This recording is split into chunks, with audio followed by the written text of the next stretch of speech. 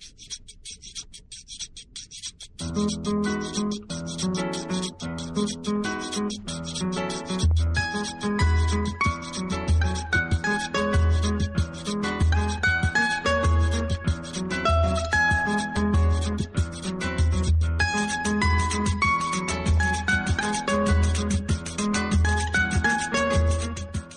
objetivo fundamental hoje é dar uma visão sobre esse livro, que tem o título de História e Cultura Africana e Afro-Brasileira, está aqui.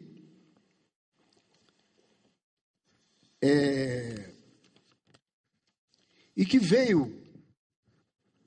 foi publicado para atender a uma demanda que é cada vez mais crescente, uma legislação obrigando o ensino de História e Cultura Africana e Afro-Brasileira. Por que estudar a história da África? A gente tem uma visão, um clichê sobre a África que nos foi passada, não foi por acaso, a partir do cinema norte-americano. Como se na África não tivesse grandes líderes, não tivesse tido já grandes jogadores de futebol também, não tivesse uma diversidade de ambientes, não fosse uma coisa múltipla, que passa sempre é a África dos animais. E como é que o cinema trabalhou isso durante todo o tempo? Uma grande floresta, povos selvagens, animais, evidentemente, mostrando que a África tem uma história. A gente vai à antiguidade, mostra a importância da civilização africana. Havia rotas de comércio cortando todo o norte africano e ligando o norte africano à África profunda. Muitas vezes essas rotas eram interrompidas em função de razões puramente geográficas, floresta, montanhas, mas havia uma interação. Antes dessa história, houve uma pré-história na qual, hoje não há a mínima dúvida sobre isso, não há discussão nenhuma, os dados que têm surgido, até divulgados frequentemente pela imprensa, nas páginas de ciência, dos jornais e das revistas, a humanidade nasceu na África. A humanidade nasceu no leste africano. Dali a humanidade, a raça humana, a espécie humana, fez a sua grande viagem e foi, de acordo com as migrações, com o tempo, com as condições climáticas, foi mudando a sua feição anterior até a povoação dos continentes. Essa pré-história gerou uma história, a antiguidade.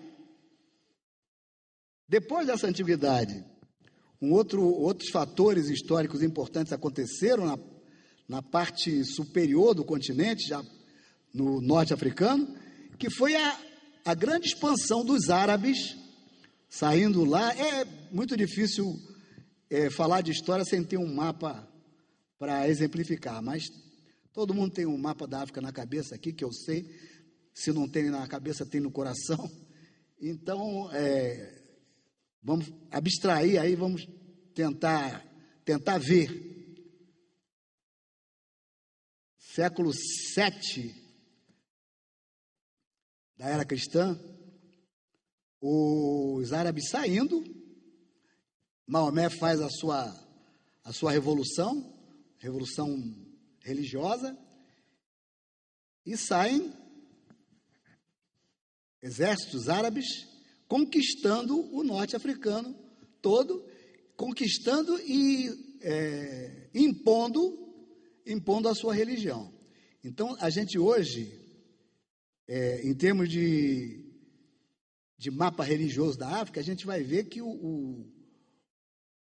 o norte africano, o norte, o noroeste, o nordeste africano, é formado por países basicamente muçulmanos, maioria grande, né? O próprio Egito, que se tornou muçulmano depois, Argélia, Tunísia, Marrocos, Mauritânia, parte boa do Senegal, quer dizer, toda uma civilização de base árabe que se estabelece no norte africano.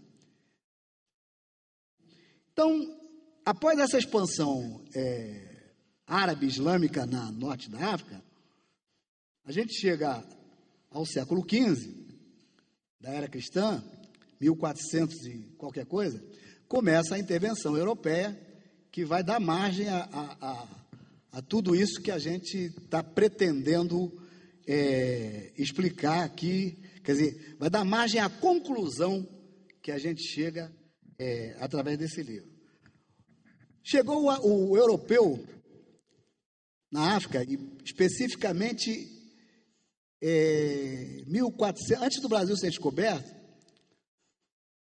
as grandes navegações portuguesas estavam determinando um novo momento para a África. Os portugueses vêm descendo, passam pela costa oeste africana, pela primeira vez, 1440 e poucos, na Mauritânia, travam contato com populações nativas, né? Fazem as primeiras apreensões de cativos, né? Sequestram nativos da Mauritânia, e a partir daí começa a germinar alguma coisa de muito grave, que foi a escravidão africana. Em 1482, descobridores portugueses chegam ao reino do Congo, já no meridiano mais abaixo, quer dizer, mais ou menos no meio do continente africano. E percebem lá um adiantamento um avanço, né? Bastante surpreendente. E começam a intercambiar experiência com o reino do Congo, ao ponto de, pouco depois, né? E esse pouco depois que eu digo, talvez num espaço aí de uns 20 anos, as relações já são tão inteiras, né? Que o reino do Congo, que é uma monarquia de tipo feudal, com senhores donos de pequenos pedaços e um soberano comandando tudo, já nesse momento, o reino do Congo, percebendo que é importante diplomaticamente uma conversão ao catolicismo, o reino do Congo se torna oficialmente cristão, né? Por razões diplomáticas, econômicas e tal. E numa dessas, o Congo sagra, dentro da família real, um primeiro bispo africano, já num período aí anterior à descoberta do Brasil. Vai para Roma e lá se instrui e tal, e volta como bispo. Bom, isso para mostrar que houve uma história, houve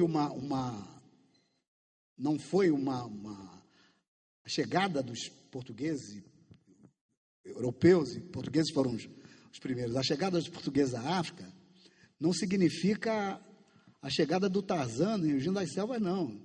Chegaram e encontraram civilização lá. A dominação que veio depois tem consequência, é explicada por outras razões, mas não foi aquela coisa de encontrar povos em situação de barbárie, não. Havia civilização. E é isso que o livro explica, E o estudo da história africana vai esclarecer. Bom, a intervenção europeia, no ciclo das grandes navegações,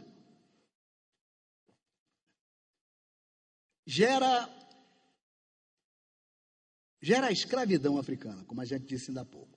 Um argumento que constantemente é usado para contrapor ao nosso argumento da responsabilidade dos europeus na escravização dos povos da África, sempre encontra uma resposta que é a seguinte: não, mas os africanos já conheciam a escravidão. Mas peraí, os romanos também conheciam, os gregos também conheciam, vários países da Europa conheciam a escravidão também. Então, como disse um samba do nosso Candeia, todas as raças já foram escravas também. O Candeia colocou isso muito claro num samba chamado Dia de Graça. A diferença entre a escravidão clássica africana e a escravidão que o europeu implantou é que a escravidão europeia transformou o elemento cativo, capturado, transformou de servo, de pessoa que prestava serviço, a moeda. Virou moeda de troca, né? Então, era muito mais negócio comprar e vender escravo do que ter uma pessoa prestando serviço a você. Essa que é a grande diferença. E esse envenenamento, né, essa mudança de perspectiva idiótica, isso contaminou a sociedade africana como um todo. Qualquer um que pudesse pegar um outro e vender, principalmente os potentados, os governantes, os detentores do poder, aprenderam a fazer isso. Então, quando a gente estuda o escravismo, na hora de quem é a responsabilidade disso? Evidentemente que a responsabilidade é dos europeus. Porque se os africanos aprenderam a fazer isso, tinham escravos sim, mas era diferente. Era uma escravidão do tipo clássico. Isso está muito bem documentado num livro que foi série de televisão, chamado Raízes, Alex Haley, Kunta Kinte. Há uma explicação clara do que era a escravidão na sociedade mandinga, que é a sociedade do Kunta Kinte, e como era de um modo geral na África. Quem subverteu essa ordem fez do criado uma moeda, foram os europeus. Então a responsabilidade é dos europeus, mesmo que muitos potentados africanos, muitas pessoas da África tivessem participado disso, sido coniventes e sido cúmplices, né, nessa história toda. O escravismo é alguma coisa, o tráfico, né? O tráfico, não é o escravismo em si, é o tráfico, o comércio de mercadoria humana, é alguma coisa de ignóbil, alguma coisa de degradante, mas evidentemente que teve consequências ao longo do tempo, consequências positivas. Quais são as consequências positivas que nasceram daí? Como é que pode uma coisa tão degradante, uma coisa tão infamante, né, tão humilhante, poder ter consequências positivas? A consequência positiva é que, num ambiente altamente